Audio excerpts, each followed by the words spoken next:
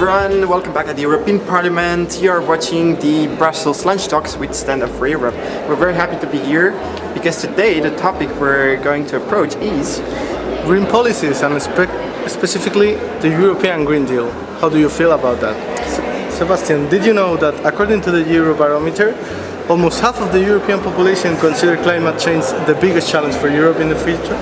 Yeah, that's right. It's quite a concerning topic, but then there are so many different areas to explore about it. Perhaps, the reduction of the greenhouse gas emissions, many would think of that, or the necessity to adapt our energy sources. But then I think we really need to talk about all these details with someone that could get us more insights. Do you have any ideas? You know what? Now that you say that, I know the perfect person to ask about that. Shall we go? Yeah, let's check it out.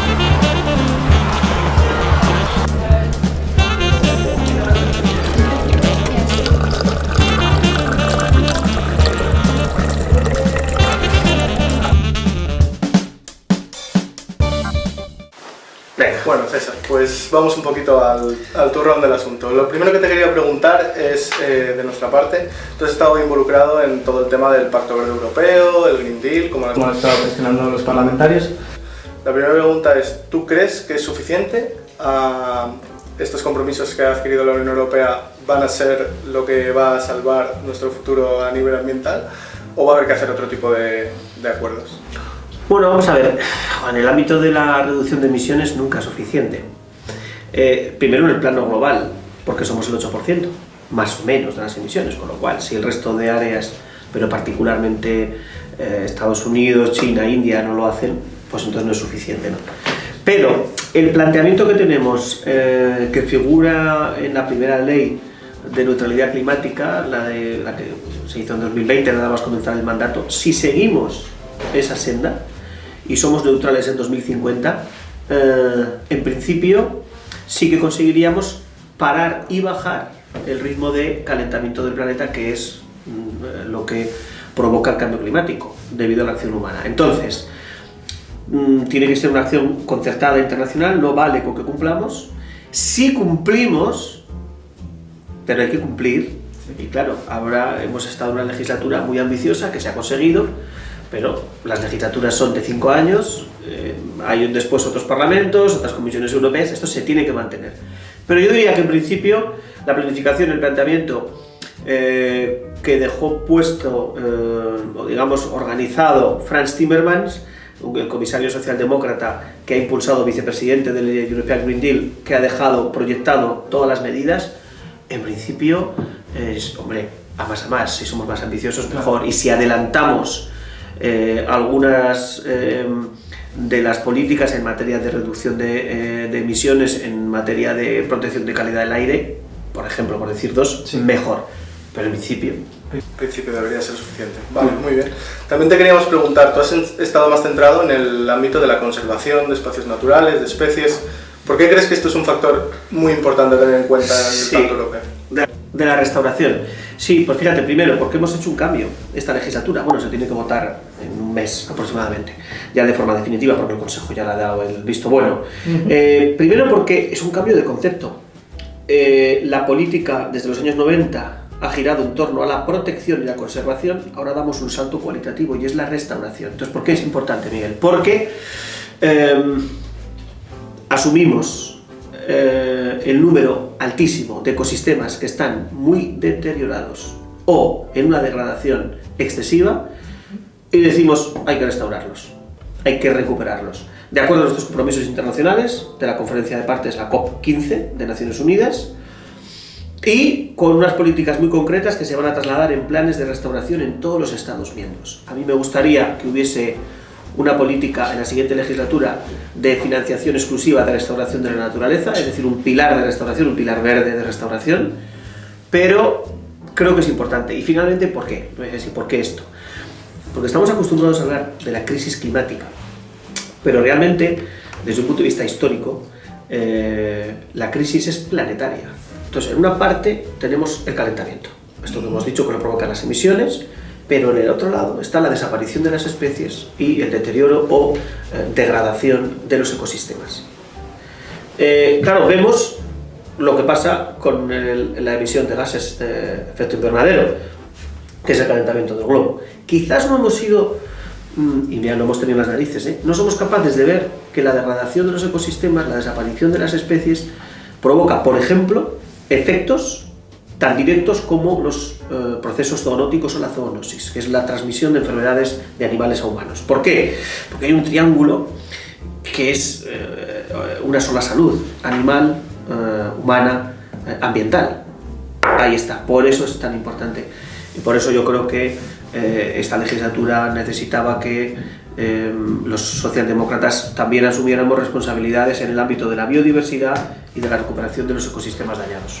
Pues me parece muy interesante, y justo a colación de esto que comentabas, respecto al Pacto Verde Europeo, ¿crees que de alguna forma el enfoque es suficientemente global para acabar con la problemática, o se está centrando todo demasiado en las emisiones y se deja un poco de lado lo demás?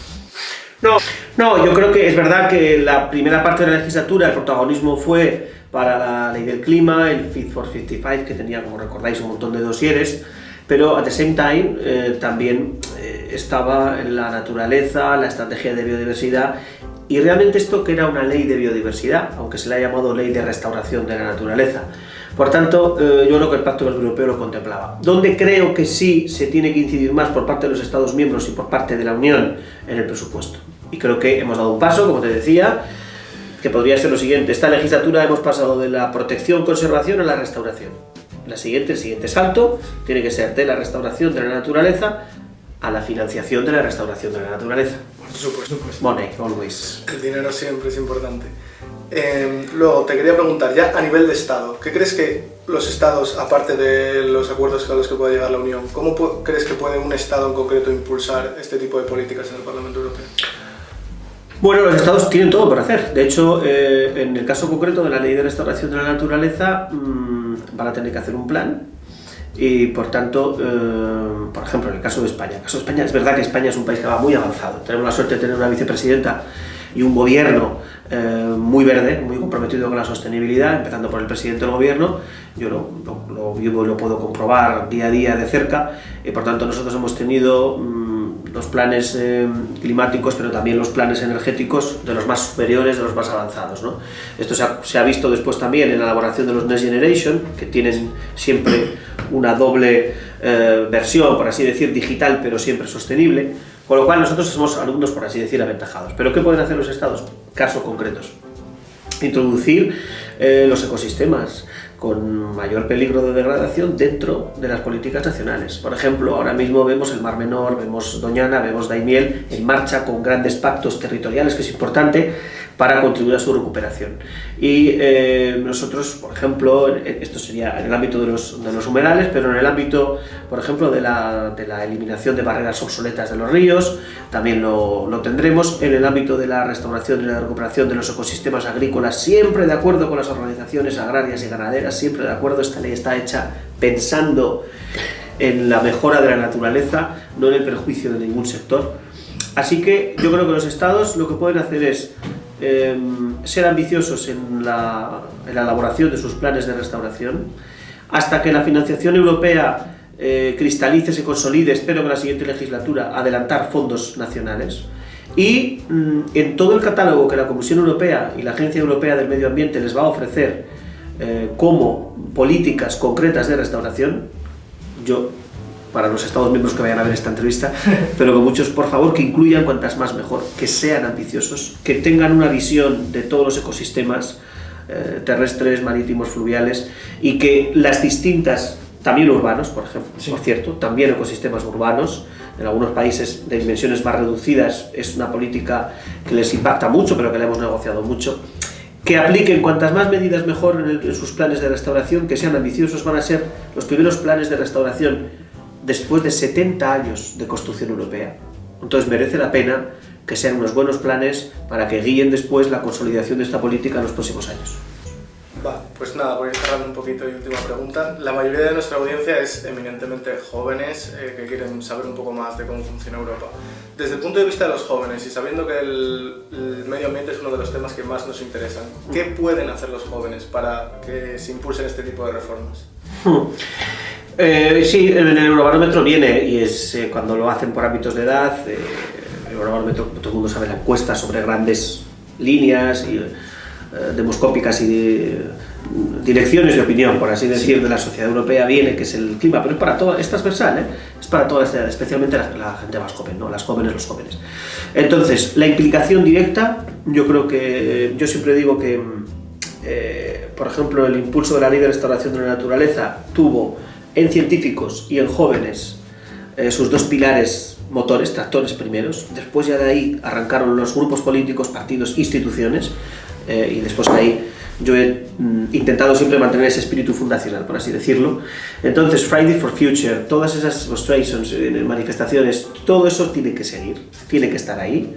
Desde el punto de vista generacional, es decir, somos los siguientes, que nos quedamos en el piso, por favor, déjenos la cocina limpia, pero también apoyando al otro gran pilar, que es el pilar científico, que es el pilar de la evidencia, o dicho de otra forma, el frente contra este monstruo de dos cabezas, negacionistas y retardistas. Los retardistas son los peores, porque los negacionistas es gente muy limitada que te dice la Tierra es plana.